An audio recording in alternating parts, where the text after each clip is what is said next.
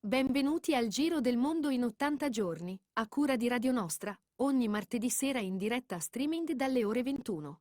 Allacciatevi le cinture. Si parte. Buon ascolto.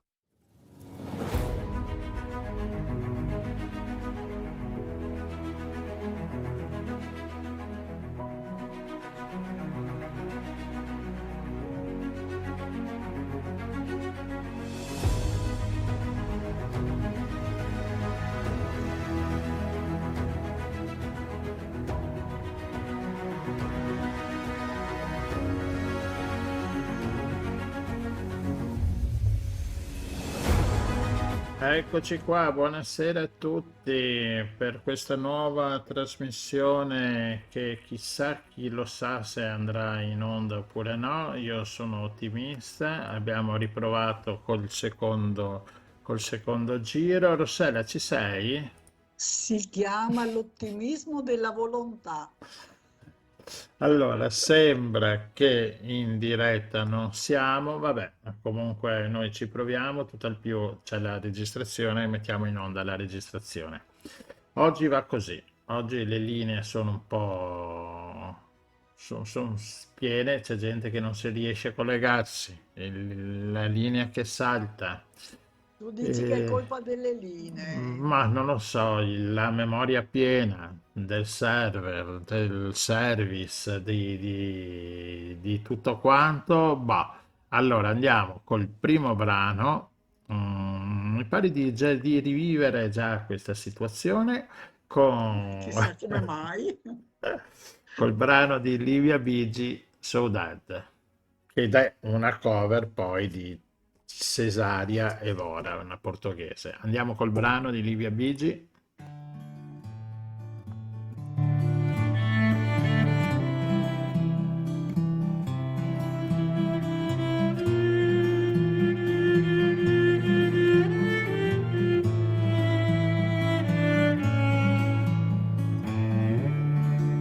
Que mostrabas caminholo, que mostrabas caminholo, es caminho passau tomé.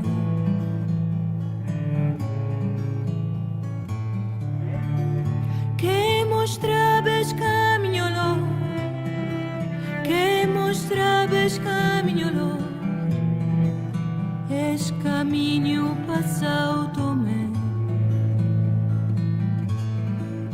Saudade, saudade, saudade, és minha terra sem clara.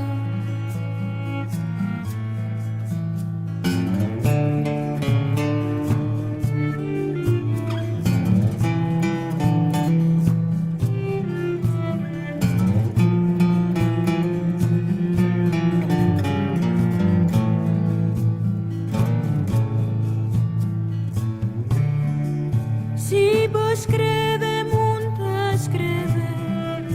Si vos esquece, monta, esquece. Até dia que vou voltar.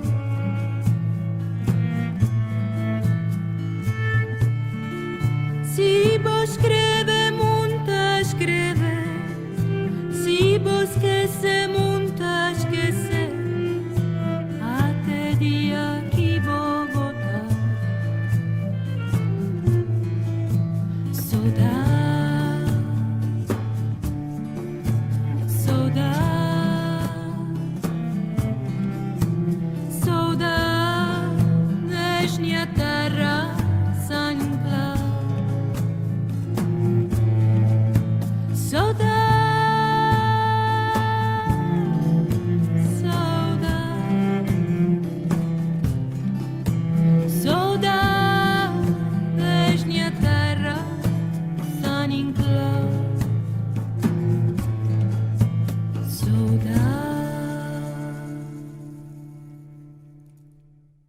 Saudade, Livia Bigi, che sarà con noi poi ospite alla fine del programma. Come sempre abbiamo l'ospite, un musicista o artista, in questo caso cantante Livia Bigi, che è uscita un paio di giorni fa, la scorsa settimana, il 27 aprile, col suo ultimo brano Monna Lisa, che sentiremo anche questo alla fine.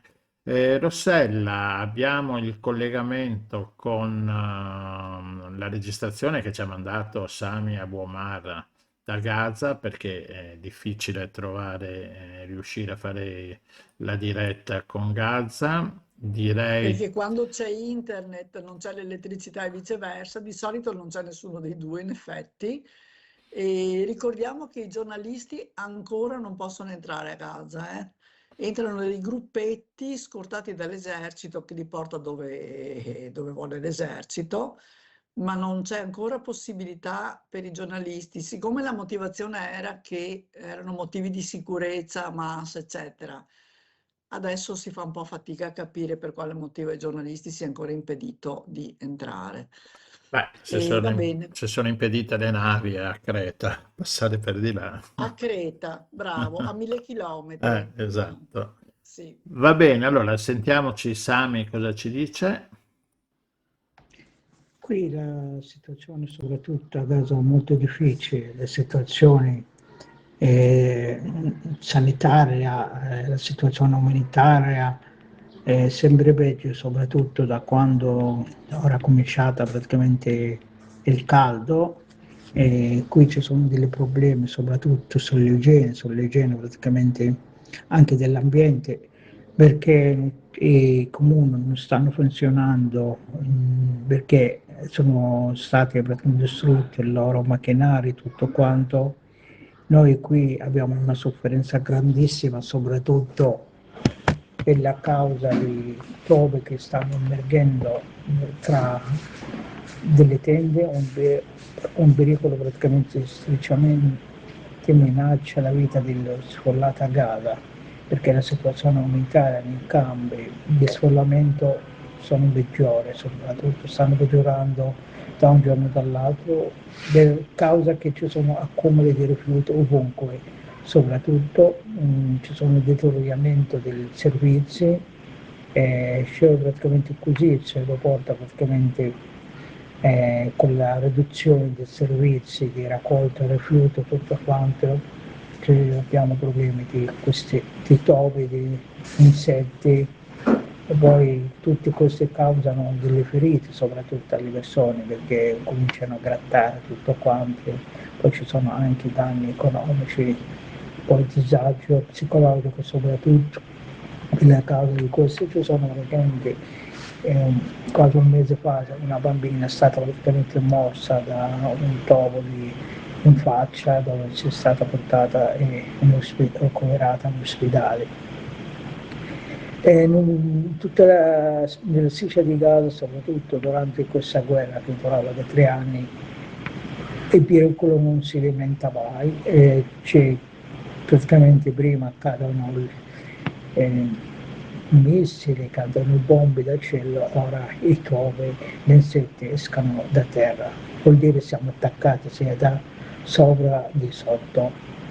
Poi praticamente abbiamo ora anche l'arrivo dell'estate, ci siamo praticamente le tende che sono cominciate praticamente a essere più calde, soprattutto come i forni che sono fatti di tele di plastica, più quando esce il sole praticamente comincia a scaldarsi, diventano un'incubatrice dentro. Una situazione praticamente sempre più gravissima. Poi nell'ultimo praticamente giorni, soprattutto il Ministero della Sanità ha registrato un aumento significativo di ferite a causa di morsi di topi in concomitanza con l'accumulo di rifiuti e la diffusione di liquami nelle aree densamente popolate, perché ora non ci sono praticamente le fognature, per questo ci sono la gente fanno una fossa settica praticamente sotto l'eccesso, praticamente così, poi dopo un mese, 2 mesi viene piena, poi esce tutto l'acquame fuori perché non ci sono anche le attrezzature praticamente per scaricare tutte queste fognature diventano le aree più difficili, diventano più insetti lì. E poi praticamente anche secondo, per questi sono dati ufficiali, secondo anche le Nazioni Unite, praticamente, soprattutto l'Ufficio del coordinamento dell'affare umanitario, da oggi alle condizioni di vita qui nei campi solamente diventano sempre più difficili. Noi praticamente speriamo che le cose soprattutto si migliorano e diventano praticamente meno difficili, perché tutta quella gente non ce la fa proprio a vivere con queste condizioni male a Gaza. Un'altra cosa praticamente all'interno di tutte queste tende dove la popolazione dovrebbe trovare un riparo, almeno un riparo temporaneo, diventano praticamente un altro nuovo genocidio, diventano anche una minaccia quotidiana, con praticamente la proliferazione senza precedenti di topi e insetti in un ambiente sovraffollato. La popolazione praticamente al giorno dell'altro ci sono aumento di persone, perché stanno attaccando vicino alla zona verde, la zona linea gialla, praticamente perché ora gli israeliani controllano più il 60% del territorio di Gaza, che rimane oltre la linea gialla, è rimasto pochissimo territorio dove la gente comincia ancora la concentrazione. Soltanto gli altri aerei sono avanzati con i blocchi dei gialli, ci hanno avanzato verso praticamente la popolazione, ci sono obbligate altre gente di fare un sfollamento, così anche i posti dove ci sono sfollati sono aumentati e diventati sono più densità di popolazione soprattutto. E noi qui a Gaza soprattutto non ce la facciamo più di questa male, una cosa terribile soprattutto, che abbiamo bisogno anche di essere praticamente lotta contro questi insetti, contro questi topi, tutto quanto, perché i comuni non ce la fanno, perché non sono rimasti i comuni sono stati distrutti con i loro macchinari, tutto quanto, non ci sono praticamente nemmeno delle squadre operative efficaci per dare un servizio alle municipalità, perché tutto questo mancava dovuto dalla distruzione delle infrastrutture che creano un ambiente favorevole alla proliferazione di predatori e insetti. Questa è la situazione che si trova a Gaza. Ecco, ringraziamo Sami per questo messaggio, questo un po' più lungo, è riuscito a mandarci un po' di notizie maggiori. E passiamo al secondo brano, sempre di Livia Bigi, No Matter.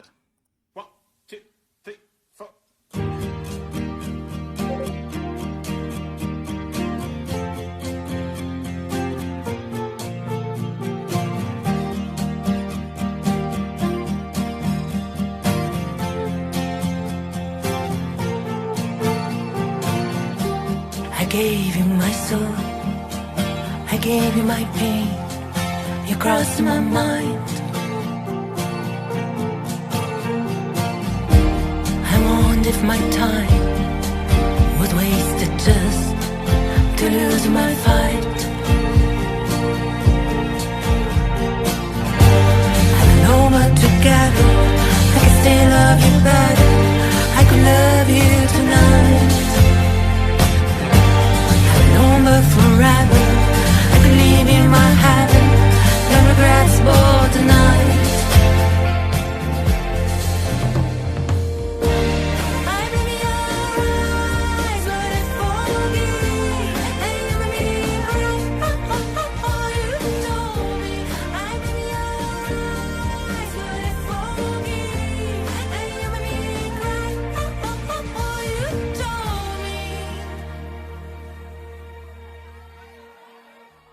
You held my life when you were in my mind, and still you lied.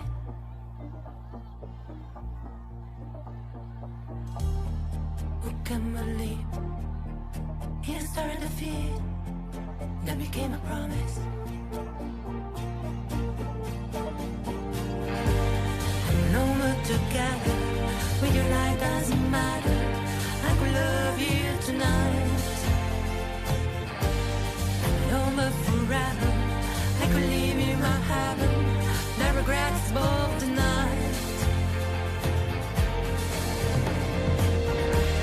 I believe your eyes when I forgive, and you and me cried, oh, you told me. I believe your eyes when I forgive, and you and me cried, oh, you told me.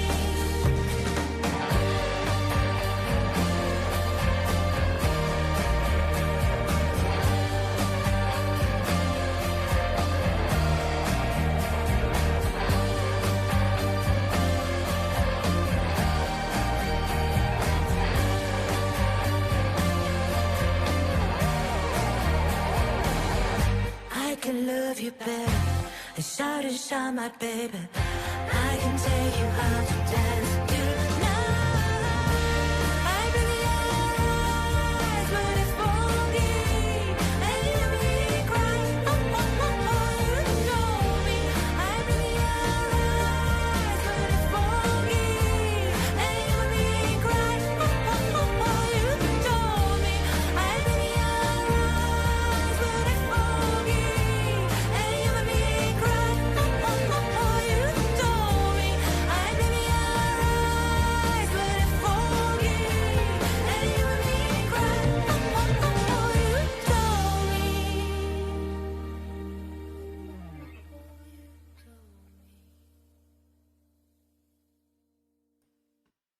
Bene, No Matter, Livia Bigi qui a Radio Nostra. Adesso, Rossella, passiamo alla nostra seconda ospite. Questa volta abbiamo il collegamento tradizionale, cioè al telefono.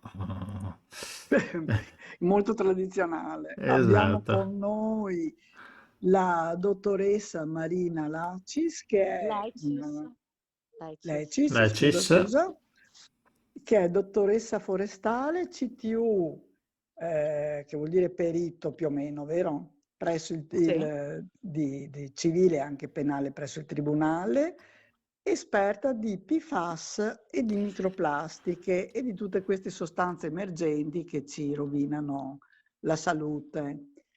Allora, benvenuta a bordo intanto. Buonasera a tutti. Ce l'abbiamo So- fatta. Sono salita nel vascello e da qua non scendo. Ascolta, allora noi abbiamo chiamato la dottoressa per riparlare della pedemontana veneta. Ne abbiamo già parlato l'anno scorso con il consigliere regionale che ci ha spiegato i problemi del traffico e i risultati fallimentari, un'opera che è costata 80 milioni al chilometro. E io quando ho sentito 80 milioni dico, beh, non è tanto, al chilometro, ok, è tanto. Invece adesso con te vorremmo parlare però dei problemi di inquinamento legati alla pedemontana, perché, Certo. perché ce ne sono di grossi, abbiamo capito.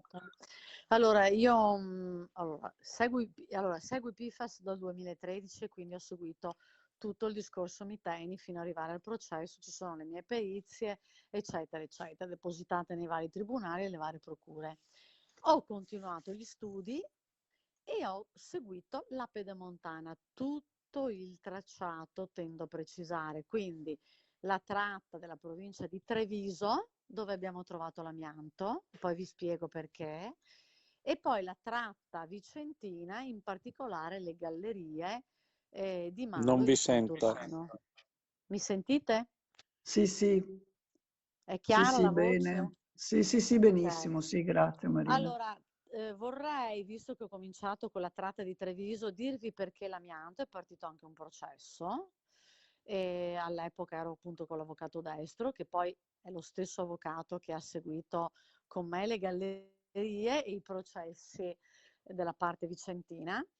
Perché abbiamo trovato l'amianto? Perché tutta la provincia di Treviso aveva come interferenze i tubi dell'irrigazione di cemento amianto Ecco, perpendicolari al tracciato della pedemontana.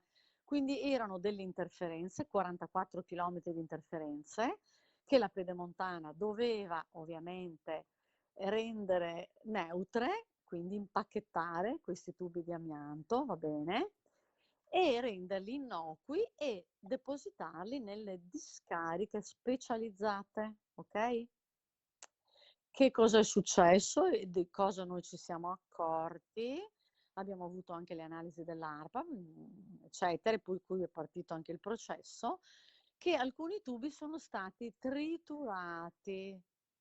ecco, quindi amianto a go-go. Esatto. Allora è partito il processo e tutto quanto, bla bla bla, bla bla bla, articoli sul giornale, sulla Tribuna di Treviso, tutto sotto controllo. E poi ad un certo punto, però questa è una storia molto lunga e molto delicata di cui io vorrei parlarne anche in presenza dell'avvocato destro per non beccarmi denunce varie, perché non vedono l'ora di chiedermi danni, denunciarmi. L'ultima è, ve lo dico, e quindi mi ero ripromessa di non parlare più né in televisione né in radio, mi hanno chiesto 1.200.000 euro di danni solo per aver difeso il terreno degli agricoltori. Mi sono spiegata? In provincia di Treviso. Ho vinto la causa, ovviamente, quindi questi personaggi hanno dovuto pagare il mio avvocato, però intanto io sono andata avanti 2 o 3 anni non dormendo la Mamma notte, mia. perché Ah. 1.200.000 euro di danni non sono pochi, eh. E sono contenta di dirlo in radio per la prima volta adesso perché la causa è stata vinta. E Mamma adesso mia. questi signori della guerra che cercano di fermarmi con intimidazioni, minacce, chiodi nelle gomme della macchina strisciata, io adesso sorrido e gli dico andate a quel paese. Mi sono spiegata? Quindi vuol dire che comunque le questioni in gioco erano grosse. Certo, Ah, gli interessi economici ah, evidentemente erano di un certo livello. Ma c'è un ah. particolare che il mio lavoro, io sono un dottore forestale, un dottore agronomo e forestale, il mio lavoro è difendere la terra degli agricoltori, il prodotto degli agricoltori, l'acqua che serve per l'agricoltura, Mm, per l'alimentazione, l'acqua certo. potabile, l'acqua per tutti, l'aria che respiriamo e il suolo. Questo è il mio lavoro e deve essere chiaro per tutti e io continuerò a fare questo lavoro per il resto dei miei anni, anche dopo la pensione. Questa è Ecco. una comunicazione, nessuno mi ferma. Mi sono spiegata? Ascolta, grazie Marina. Ascolta, ma quindi adesso questa zona è pesantemente inquinata o è stata ripulita? Allora adesso vi spiego, questa contaminazione è una nuova contaminazione dovuta a PFBA, che sono i PFAS a catena corta, precisamente i C4, vuol dire che hanno 4 atomi di carbonio e poi hanno il legame col fluoro, col fluoruri, che è un legame molto forte. E c'è uno studio scientifico internazionale del 2013, lo posso citare, di Perez et al., che sono spagnoli, i quali hanno dichiarato, cioè è scritto, cioè voglio dire, ed è anche nelle mie perizie depositato, è stato anche riportato dal dottor Cordiano, presidente ISDE regionale, che in pratica i catena corta si bioaccumulano negli organi vitali. Quindi non li troviamo nel sangue come i catena lunga, quindi come la contaminazione della miteni, mi sono spiegata? Questi sono un po' più subdoli, ok? Si fa fatica a trovarli, a meno che non andiamo a fare biopsie post mortem, Capito. capito? va bene? Gli Però ci sono lo spagnoli, stesso. allora, Mm. allora, tutti i FAS, tutta la grande famiglia dei FAS si bioaccumula nell'ambiente e negli organismi viventi, da unicellulari a pluricellulari, fino a noi, ok? Bioaccumulo. E più o meno si devono anche smaltire queste sostanze, ma succede negli anni, quindi cosa vuol dire? Che noi non dobbiamo più bioaccumulare quotidianamente bevendo l'acqua e mangiando. Dovremo bere acqua che non ha FAS e cibo che non ha FAS, quindi noi non abbiamo il bioaccumulo, non abbiamo il Sì. daily intake. Ma come facciamo a non fare il bioaccumulo? Appunto, andando a questo punto in un altro pianeta. Perché? Vi spiego.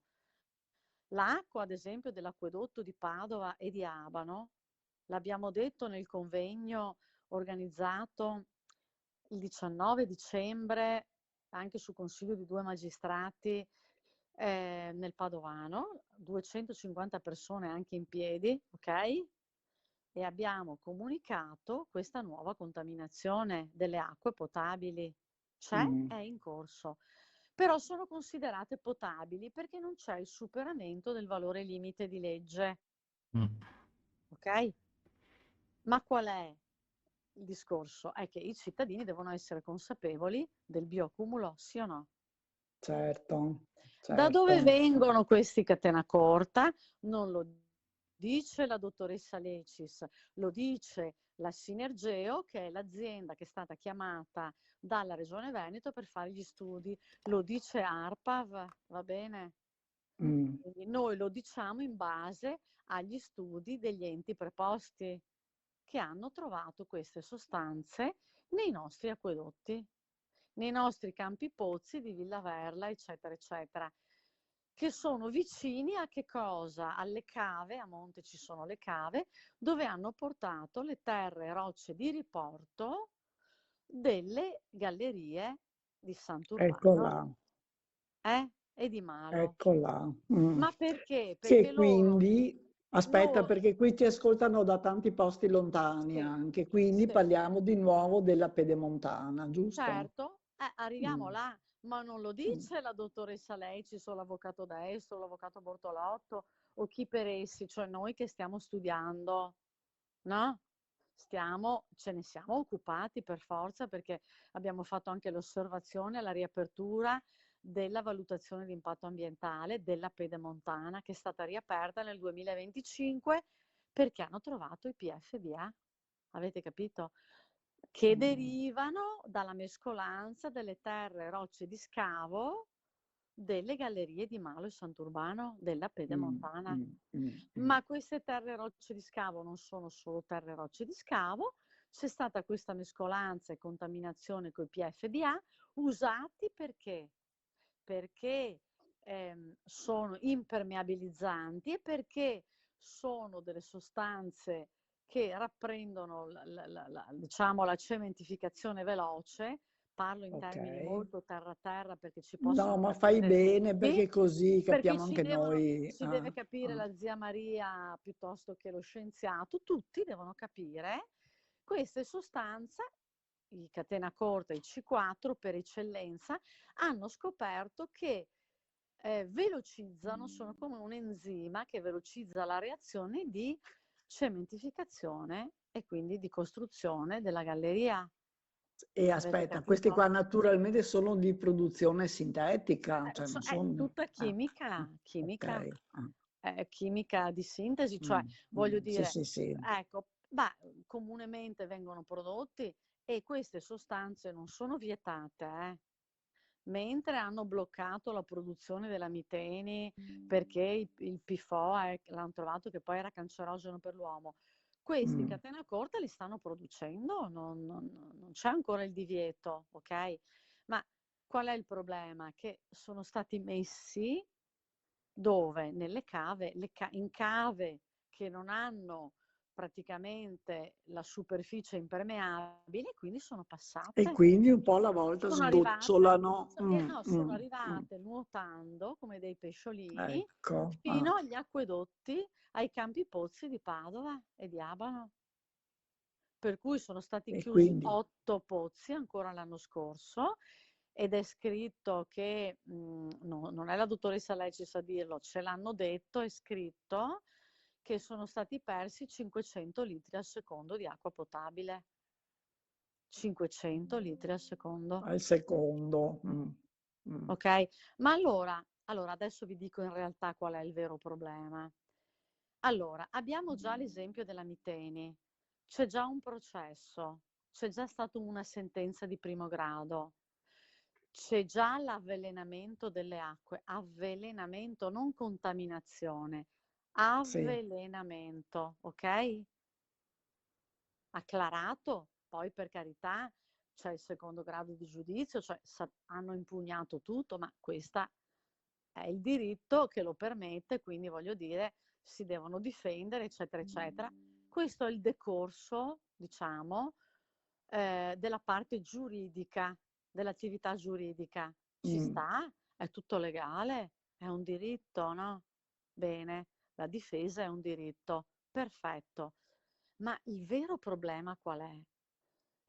È stata persa la possibilità di utilizzare per le generazioni future, tutte, l'utilizzo della seconda falda più grande d'Europa, la falda di Almisano, perché la hanno seconda più grande falda più grande d'Europa. d'Europa, ma in qualità di acque tra le prime, perché pensate, siamo nella zona delle risorgive, lì c'era i pozzi anche profondi 180 metri, l'acqua sgorgava dalla roccia, i gestori delle acque non facevano fatica a potabilizzare questa acqua, praticamente di risorgiva, di sorgente, capite?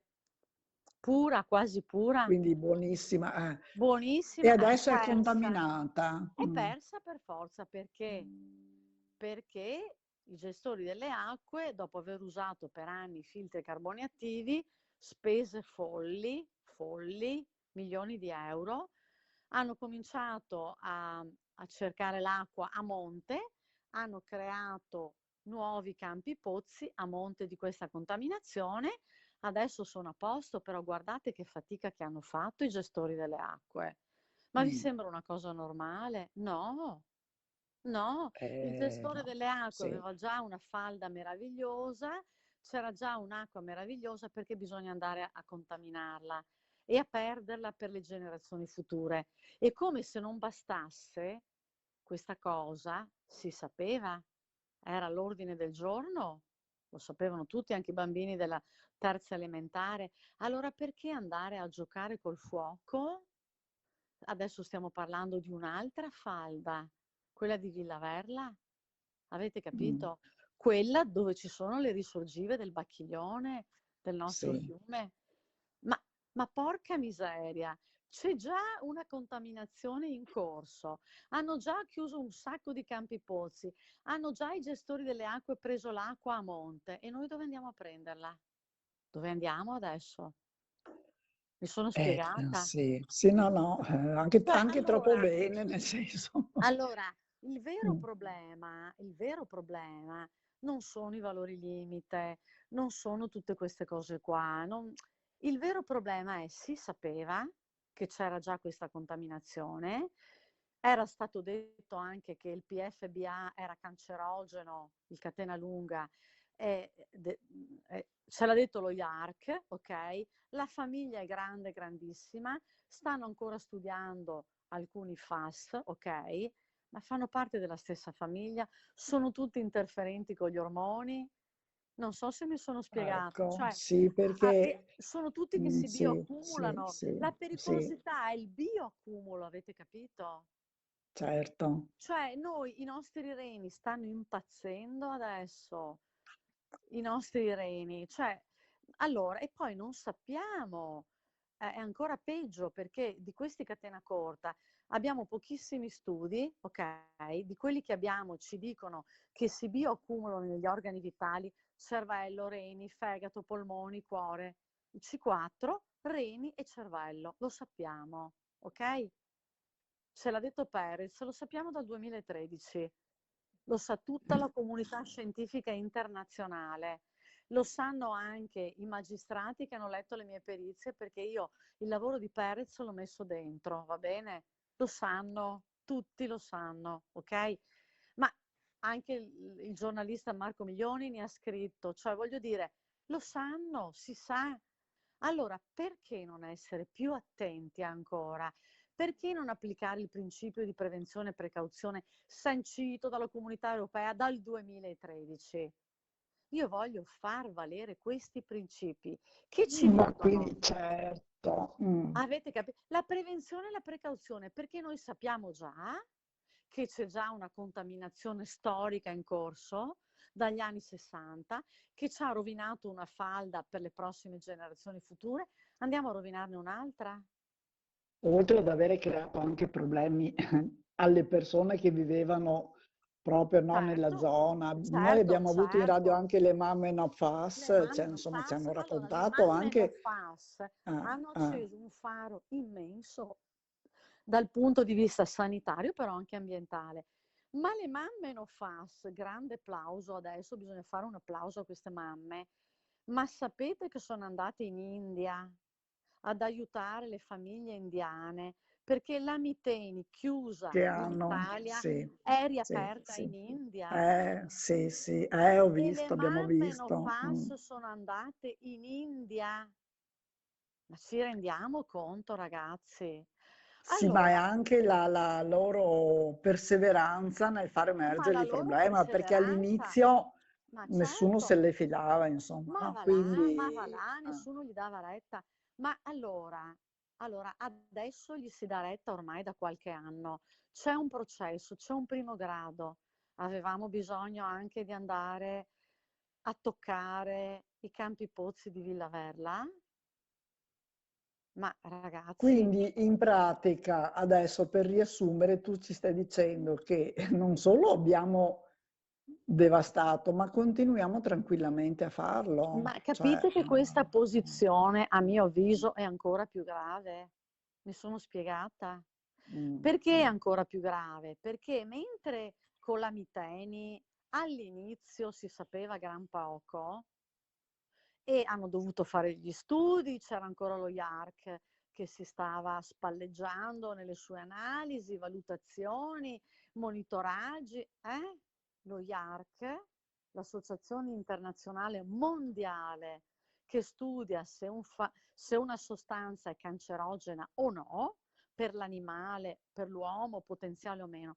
Prima erano potenzialmente cancerogene per l'uomo e cancerogene per l'animale, e adesso sono cancerogene per l'uomo da qualche certo. anno. Sì, sì, Ma sì. allora, lo sappiamo, lo sappiamo.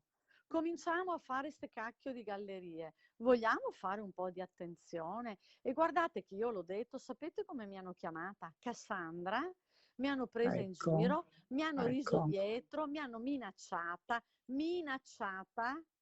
nei cantieri. So che cosa ho passato io, e gli avvocati che hanno lavorato con me lo sanno tutto, Quindi, qualsiasi cosa mi succeda, visto che mi strisciano ancora la macchina, come per dire, dottoressa Lecis, non rompa le scatole. E Attenzione. adesso mi sono trovata la settimana scorsa un nuovo striscio.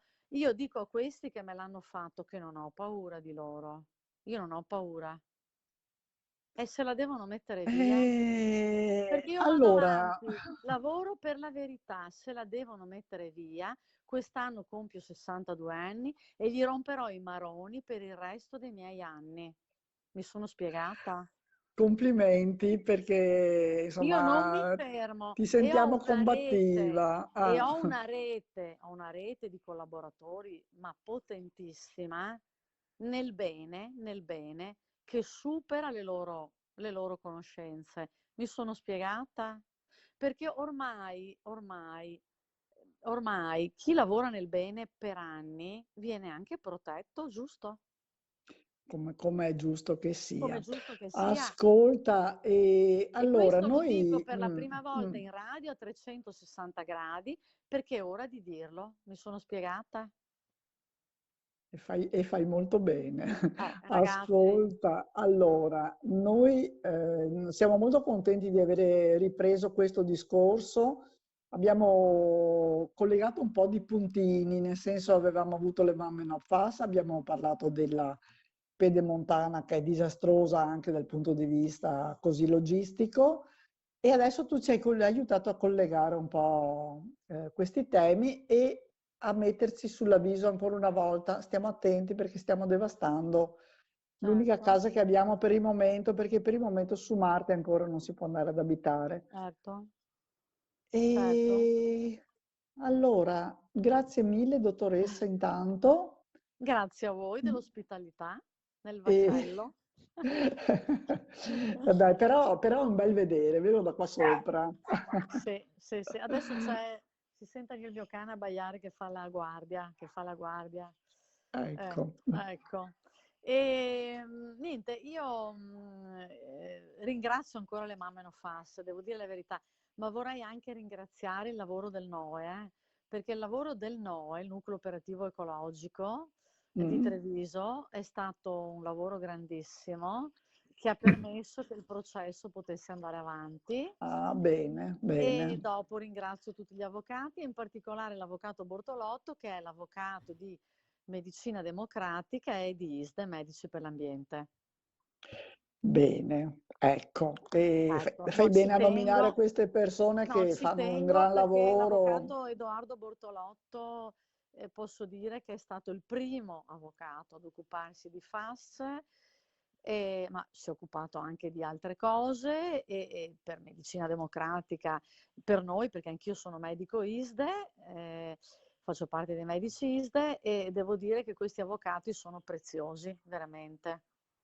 Allora, grazie. Se ci saranno novità eclatanti, che insomma, eclatanti anche, insomma, se ci saranno novità, tolgo le eclatanti, siamo disponibili, insomma, volentieri a E salve. ospitarti nuovamente a bordo. Grazie a voi e viva l'acqua che è un bene comune, va assolutamente protetta. Assolutamente, ecco. E buon lavoro naturalmente, perché Grazie. ci pare di capire che...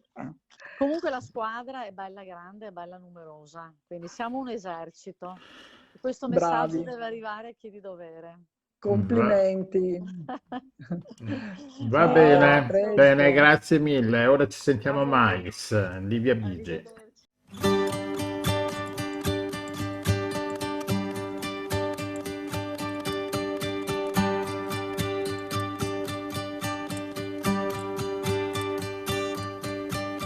Mais o cantares que vais entre lunas que sais, o cantares para mim.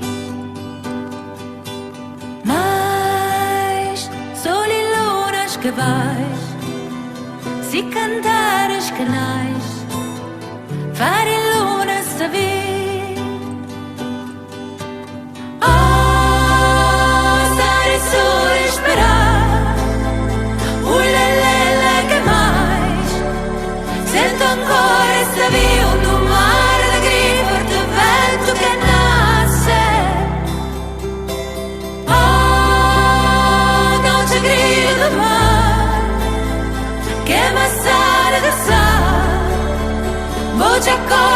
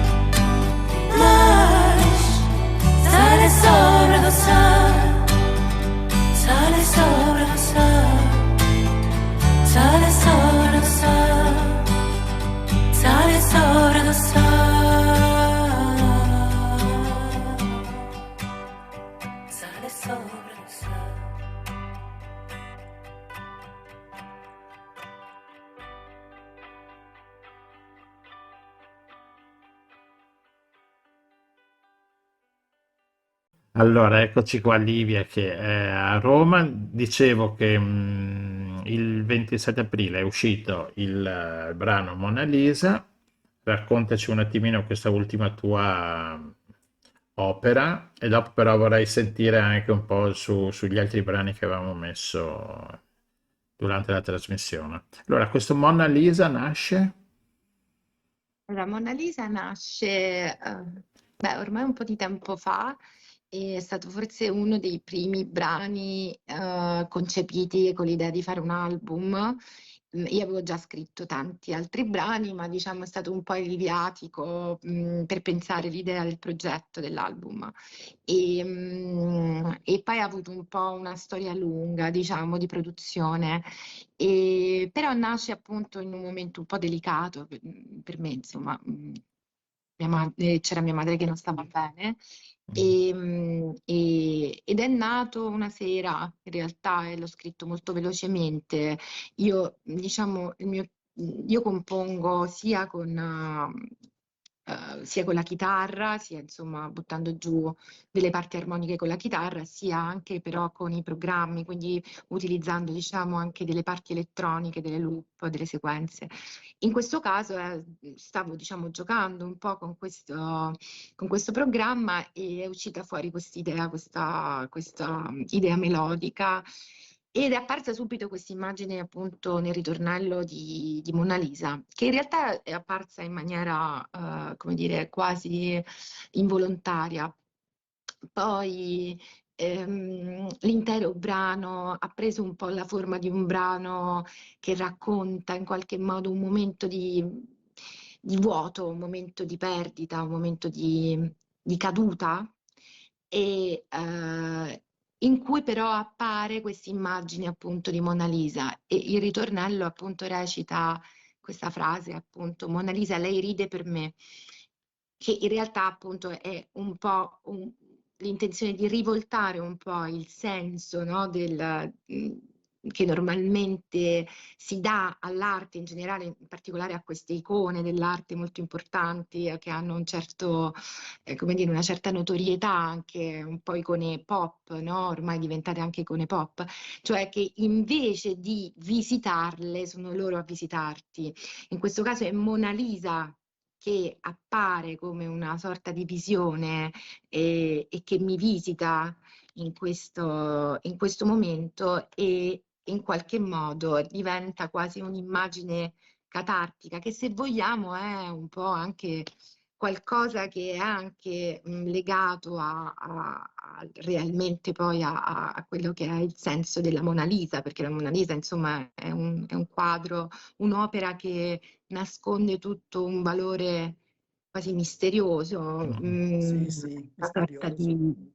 sì, quasi, poi vabbè, negli anni si sono dette molte cose, forse alcune sono deduzioni, altre forse sono provate, però diciamo che è un'opera che ha un elemento esoterico e questo fatto anche di essere, come dire, un viatico, se vogliamo, per una trasformazione, no? Ci sono varie simbologie legate anche al quadro, l'interezza del quadro, il simbolo del ponte, cioè è una sorta di immagine che ti guarda, che quindi esce, cioè, diciamo, non è più solo un'immagine, è qualcosa in più, si materializza, no? Attraverso questo sguardo e lei a guardarti. E quindi, insomma, diciamo che il senso quasi funzionale della figura di Mona Lisa in questo brano è un po' anche legato a questa sua misteriosità, questo elemento arcano che la Mona Lisa ha.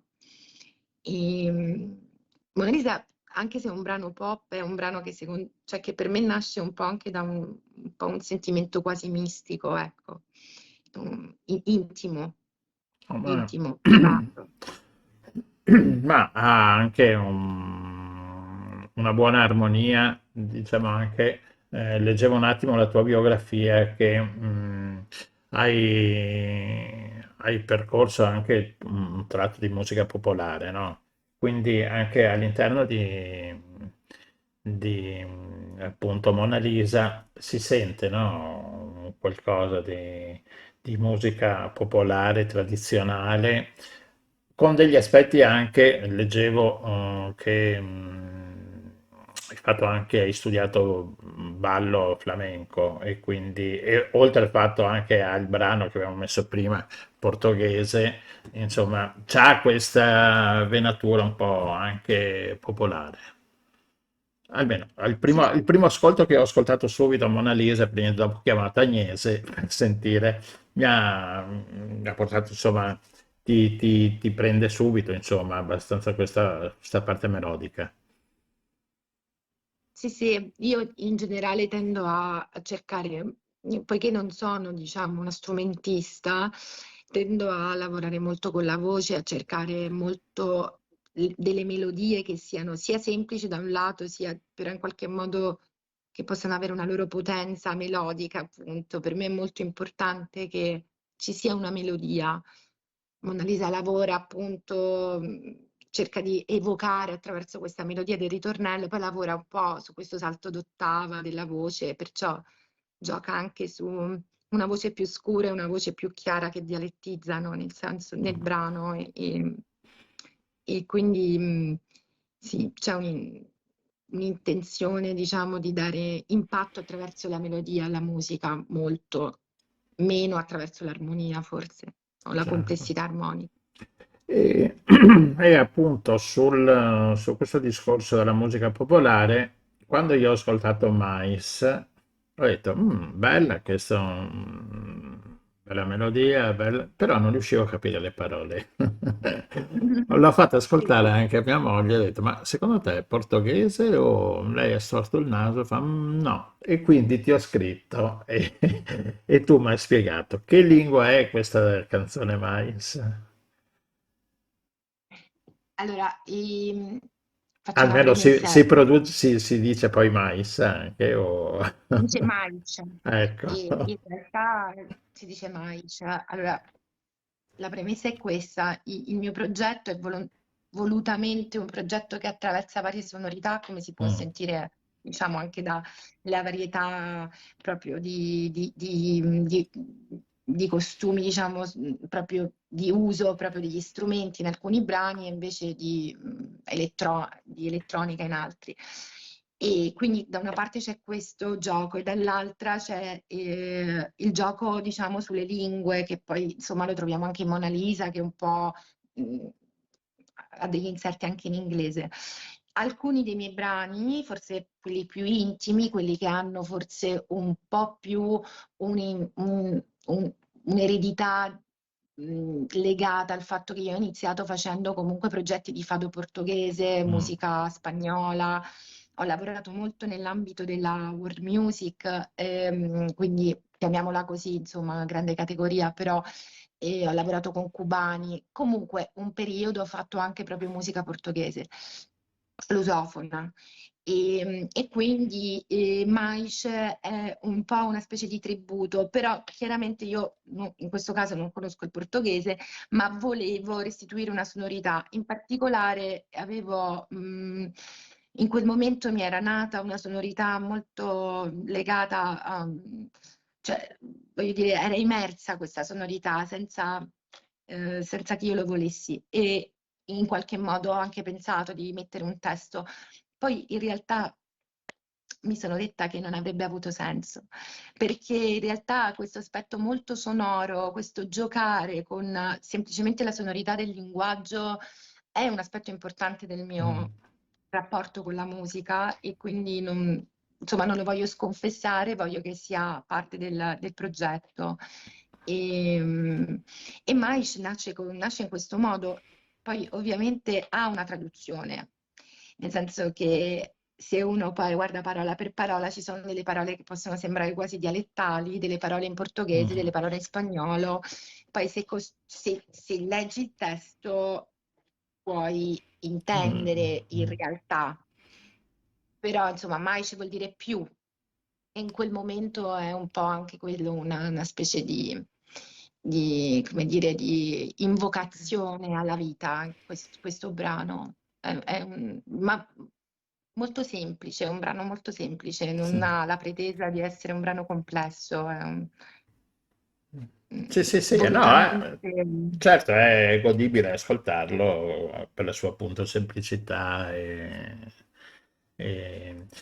Sì. Leggo che hai altri 10 brani in questo progetto Sezione Feriale Promiscua, no? Sì, Mm. E sì. quindi con questi brani poi appunto riuscirai a fare questo disco completo, suppongo. Assolutamente, l'idea è quella, sono 10 brani, in realtà ovviamente io sono in produzione perché i brani escono comunque come singoli e quindi diciamo che fino all'estate lavorerò probabilmente i primi 5 dell'album e dopo riprenderò il lavoro, quindi non sarà un lavoro, sarà un lavoro che continuerà a uscire così come è uscito Mhm. finora, quindi mese per mese o magari un pochino più dilatato, ma uscirà solo alla fine tutto insieme, diciamo, l'album in quanto tale. E, il progetto sì, si chiama così, ha questo nome particolare, proprio un po' come tributo a quello che dicevo, che stavo dicendo, raccontando, vale a dire che si tratta di un progetto che volutamente mette insieme elementi che sono eterogenei e va bene, la sezione feriale promiscua è una dicitura forense, non so se la conoscete. No. No. No, è realmente No. esistente, non l'ho inventata, cioè non è una mia invenzione. Si dice in ambito giuridico, sezione feriale promiscua, quando c'è una settimana d'agosto dove le cause civili e penali, non potendo essere eseguite chiaramente dal personale, non ci sono, insomma, non ci sono strutture aperte, personale per seguirle, quindi vengono praticamente inserite tutte in una stessa sezione per una settimana, che appunto viene definita sezione feriale promiscua, perché Mm. è promiscua. E quando parlavo con un mio amico avvocato e mi aveva raccontato questa cosa, ho avuto un'illuminazione, ho detto, ma in fondo il mio non è un album, è una sezione feriale promiscua. E Bello, quindi Ci carino. stava a pennello, insomma, sì, questa... è un gioco, cioè voglio dire, il nome è un gioco, però è un gioco che in realtà contiene molto bene il concetto Mm. Sì, sì. del- anche del desiderio, secondo me, di volere un pochino, forse non appartenere al tempo convenzionale, anche un po' a quello che viene richiesto, no? Nella convenzione, no? Di proporre cose che hanno una omogeneità, un'identitarietà molto chiara. Invece, insomma, questo progetto vuole anche un po' essere un po' un piccolo inno al fatto che secondo me noi apparteniamo a varie cose, siamo molto più, secondo me, molto più, come dire, molteplici, no? Di quello Certo, che... E quindi questa certo. è la storia. Va bene, Livia, allora, Posso fare una sì, domandina io? cioè, vai, Solo vai. una. Allora, ho visto che sei antropologa. Allora volevo, così avevo la curiosità di capire quanto l'antropologia ti porta verso certe ricerche, certe scelte, dei temi che poi metti in musica e quanto invece la ricerca musicale magari ti spinge poi verso studi più teorici. Ma nel mio percorso entrambe le cose, nel senso che in passato la ricerca antropologica mi ha spinto molto verso anche l'approfondimento di tradizioni musicali.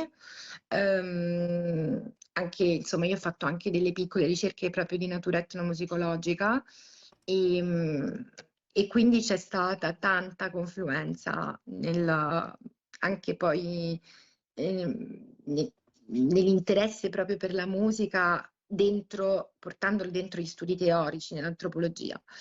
E, e poi anche d'altra parte sì, anche all'inverso, perché comunque io anche quello che cercavo di spiegare, insomma, sull'amore per la sonorità per esempio questo è un fatto che nelle culture tradizionali è molto importante, no?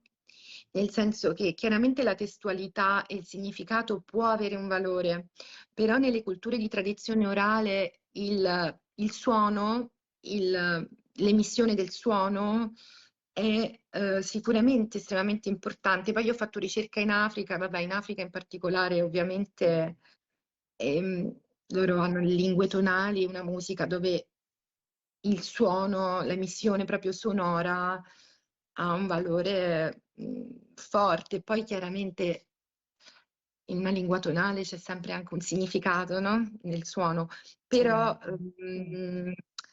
sono culture dove il rapporto tra significato e sonorità è molto meno schematico delle lingue e delle tradizioni dove insomma ha prevalso la scrittura. Che sono più Secondo me. codificate, certo, sì, sì. Sono più codificate, sì, esatto.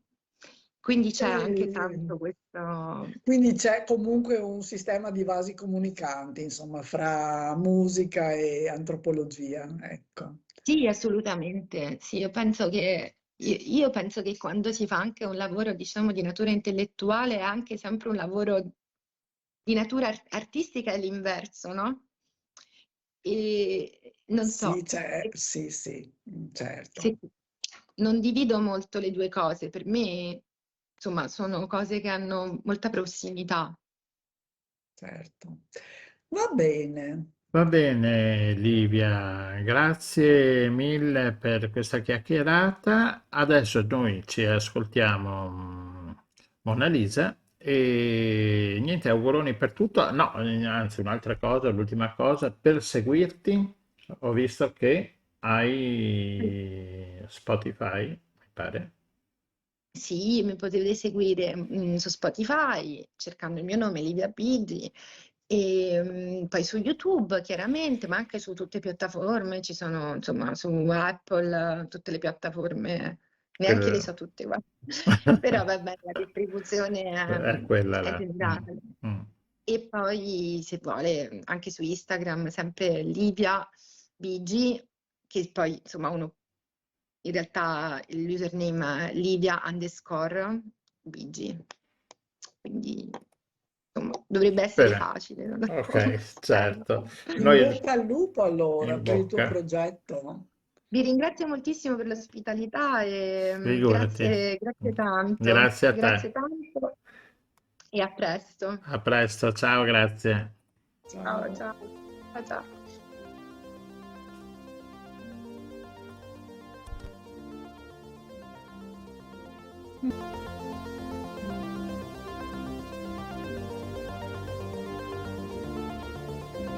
Come potrei darti voce anche se rincorro il tuo sguardo muto su me. Ti cercherei, falsa rotta tra idee, ma sento ormai che sei in altre maree. Oh, scorre il tempo più stanco tra noi. You're my angel, my angel. Oh, notte vuota più sola che mai. You're my angel, my angel. Mona Lisa, lei ride per me. She's my lady, my lady. Mona Lisa, lei ride per me. She's my lady, my lady. Mi stringo e guardo giù, strette mura su noi. E cerco il sonno che non sa più dove sei. Ma so che sai che il mio sguardo è con te, my eyes. Oh, my babe, ma so che sai che il mio sguardo è con te, my eyes. Oh, my babe. Mona Lisa, lei ride per me. She's my lady, my lady.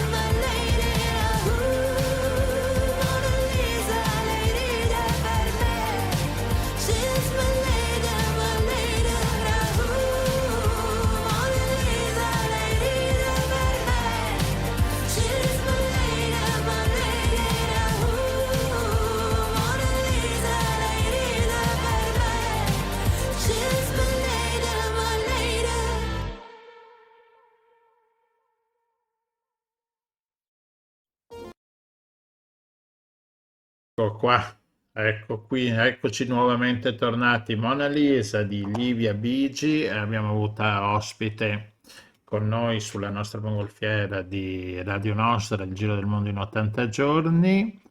E Rossella, adesso sì, esatto.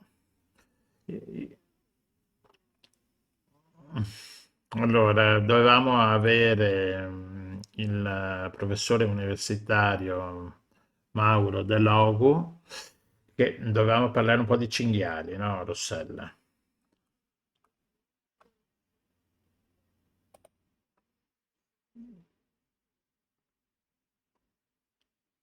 Esatto, che sono i contraccettivi.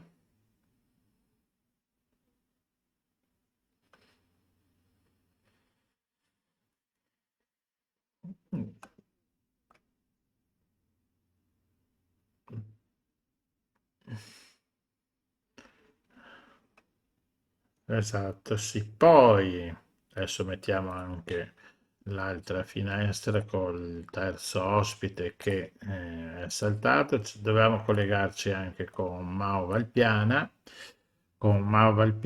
perché c'è una nuova eh, iniziativa, sì, su questa raccolta firme per una legge di iniziativa popolare.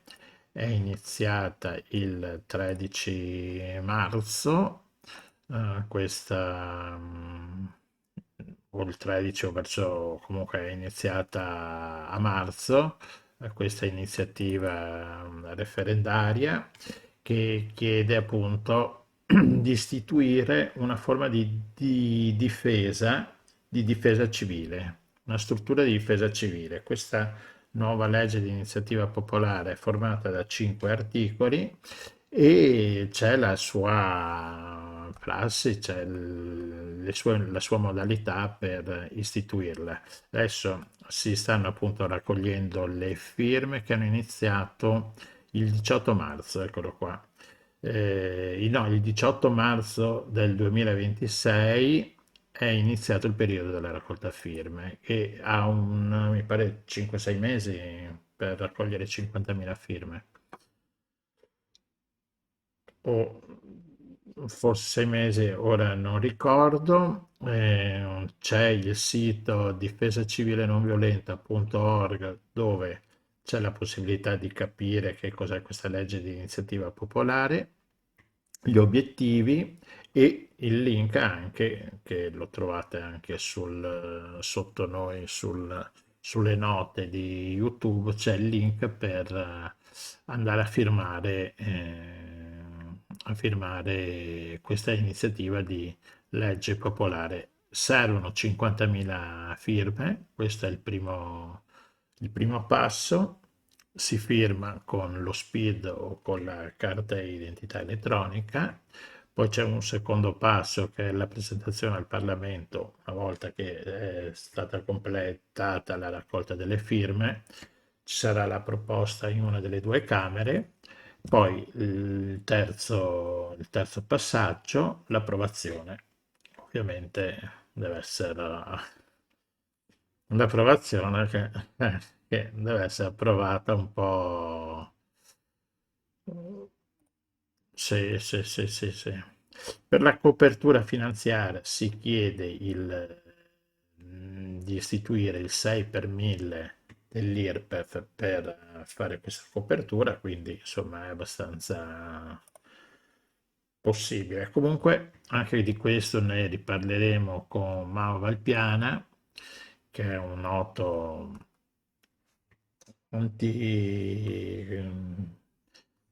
pacifista, sì, antimilitarista non violenta, esatto, e quindi insomma dai, ne riparleremo nuovamente con Mao. E quindi abbiamo finito con questo, con la nostra trasmissione. Oggi è andata in forma un po' ridotta il problema. È stata una navigazione Sì, pericolosa, difficile, perigliosa. turbolenta. Però Bene, ci avete ascoltato lo stesso, quindi noi siamo contenti così. ok. E Appuntamento a grazie a domani pomeriggio tutti. con Perseghi e ci sentiamo martedì prossimo. Ciao a tutti. Ciao.